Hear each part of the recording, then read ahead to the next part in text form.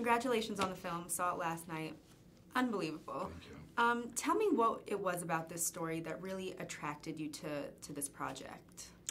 It was the underdog that this guy was, and that this guy, he's such a great character, and I was touched. I was deeply moved by his story, more than the subject matter. Right. See, but again, the subject matter went, what? That happened? Come on. Where was I? And what is this? Buyers Club and this and that. And so I we got to make this film. We got to tell this amazing story of this guy, becoming, without even realizing it, the spokesperson of the gay community. He was bashing, gay people, and he was such a homophobic, racist, liar, drug addict, sex addict, cowboy with, and all the flaws in the world, and then suddenly his arc, he's so, it's the story, beautiful.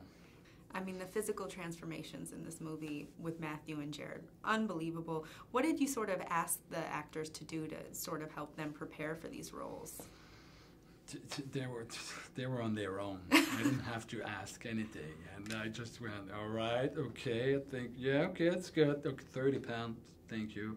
I'm gonna go more. You wanna go more? I'm comfortable. 30 is great, man. You look very skinny. He went 47, 48, close to 50, and didn't say anything to Jared too, except to try to be as you like this guy, this Marc Valle, the T-Rex singer of T-Rex, and you want to look like him. And he was, we didn't know, he was such a rock star in the 70s that looked like sometimes a girl, and played with that, and his image, dressed like a girl. So you have this fixation on Marc Valle. That's the only thing I told Ray on, and other than that, they just came up with these two great characters. And then my last question is, I know that you didn't want this film to come off as, a biography or a documentary about the subject. So what elements were really important to you to showcase in this film?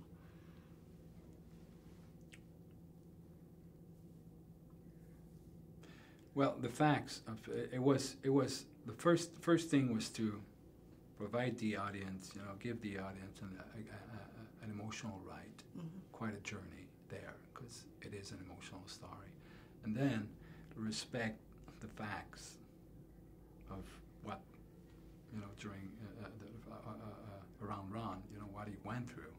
So the 80s were it was a tough time, and there was new disease, AIDS, HIV, and what do you do with this when you get it?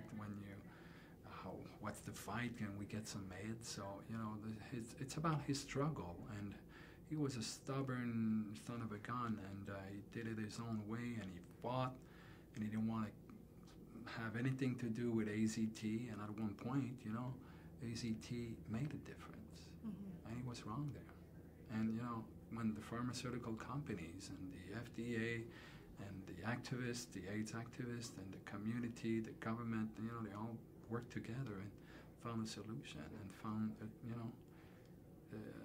a combination of meds that made a difference. So today, AIDS is still there, and access to treatment can make a difference.